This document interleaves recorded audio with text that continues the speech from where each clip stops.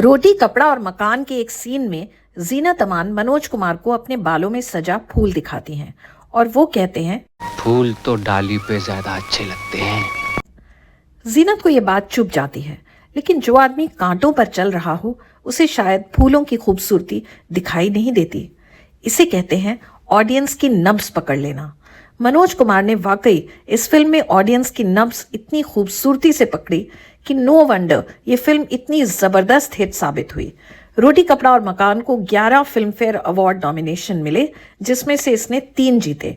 Manoj Kumar for best director, Santosh Anand for best song writer for मैं ना भूलूंगा, Mahendra Kapoor as best singer for और नहीं बस और नहीं।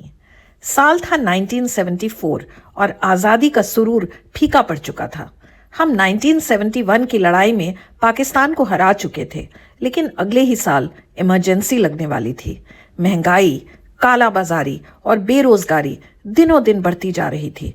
जिसे देखो वो नाराज था, चाहे किसी इंसान से, चाहे पूरे सिस्टम से या फिर जिंदगी से ही।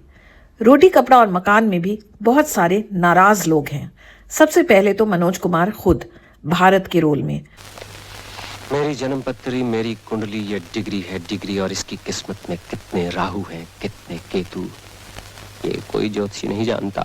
उनकी प्रेमिका जीनत अमान भी नाराज हैं। मनोज की 2 टकियों की नौकरी पर अपना लाखों का सावन बर्बाद करते करते वो थक चुकी हैं। शीतल के सपने बहुत बड़े हैं, बड़े मकान, सोने चांदी के गहने, महंगे कपड़े, लेकिन मनोज के पास उन्हें देने के लिए प्यार के सिवा कुछ भी नहीं है। अमिताभ बच्चन भी नाराज हैं।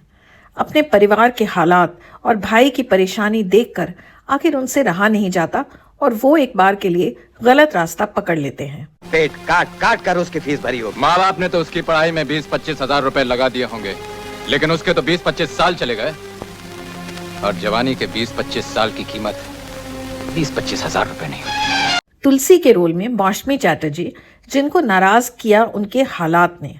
दाने दाने को मोहताज वो अनाज की भीख मांगने जाती हैं और बदले में समाज के शरीफ ठेकेदार उनके साथ बहुत बुरा करते हैं। और सरदार हरनाम सिंह यानी प्रेमनाथ, जो समाज की परेशानियों से नाराज तो हैं पर शायद उनसे समझौता कर बैठे हैं, लेकिन वक्त आने पर पूरे जोश से जुल्म का सामना करते हैं।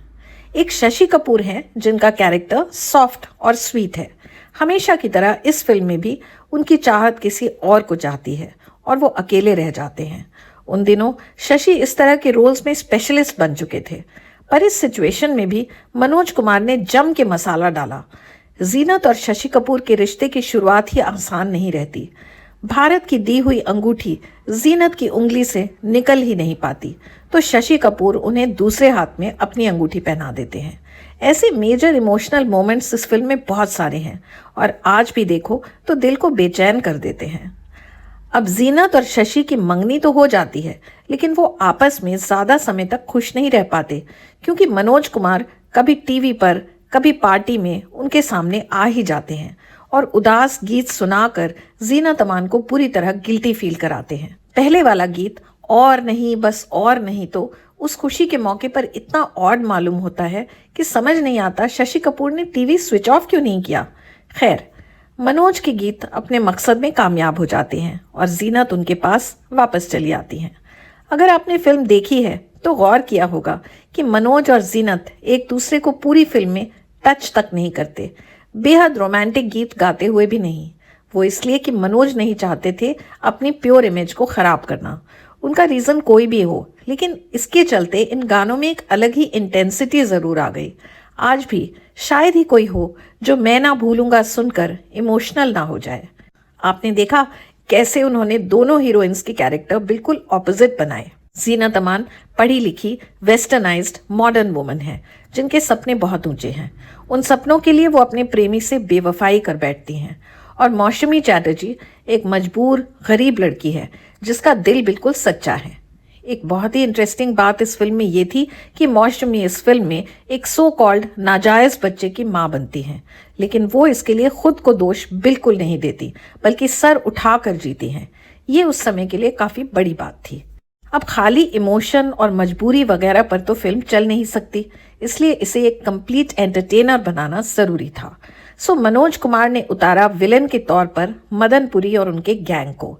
ये कमीने लोग अनाज लूटने के लिए पुल पर आती ट्रेन तक उड़ाने के लिए तैयार हैं। तो सेकेंड हाफ में इन्हें रोकने के लिए तैयार होते हैं जबरदस्त एक्शन सीक्वेंसेस, जिनमें बहुत ही खूबसूरती से मनोज और जीनत की लव स्टोरी की एंडिंग भी दिखाई गई है। एक और थीम जो उस जमाने में बहुत पॉपुलर होती थी, दो भाई एक चोर एक सिपाही। इनफैक्ट अगले ही साल आने वाली थी अमिताभ और शशि की दीवार, जो इस थीम पर बनी आज तक की सबसे पावरफुल फिल्म है। बहरहाल रोटी कपड़ा और मकान में तो दो नहीं तीन तीन भाई हैं, जिनमें मनोज कुमार जो एक आदर्श हैं, धीरे धीरे समझ जाते हैं कि शराफत से काम नहीं चलेगा और बेईमानी का रास्ता पकड़ लेते हैं, जिसके बाद वो सिंपल शर्ट पैंट की जगह काफी रंगीन जैकेट्स में दिखाई देने लगते हैं। दूसरे नंबर पर हैं अमिताभ, जो भाई की मार खाकर सच्चाई की राह पर निकल पड़ते हैं, आर्मी ज्वाइन करके अपनी एक बाह खोकर वापस आते हैं।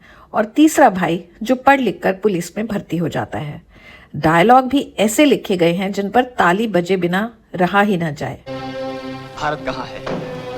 कश्मीर से कन्याकुमारी तक।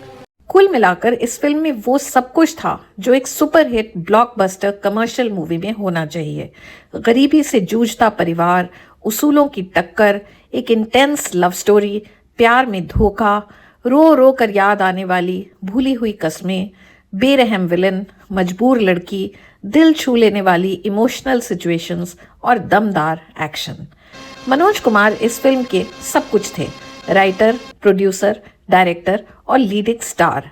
अमिताभ को सुपरस्टार बनने में अभी 1 साल और था, लेकिन उनके टैलेंट की झलक आप रोटी कपड़ा और मकान में साफ देख सकते हैं। मैं नहीं जानता फर्ज क्या है, मुझे तो रुपया चाहिए। लक्ष्मीकांत प्यारेलाल के सभी गीत रेडियो पर छा गए। मैं ना भूलूंगा, और नहीं बस और नहीं, हाय हाय ये मजबूरी, महंगाई मार गई, पंडित जी मेरे मरने के बाद। इसके बाद मनोज कुमार ने क्रांति बनाई और वो भी बहुत बड़ी हिट साबित हुई, पर रोटी कपड़ा और मकान जैसी एंटरटेनिंग और इमोशनल फैमिली ड्रामा वाली अपील उसमें नहीं थी। जो भी हो, कहना पड़ेगा कि as a director Manoj Kumar बस कमाल थे।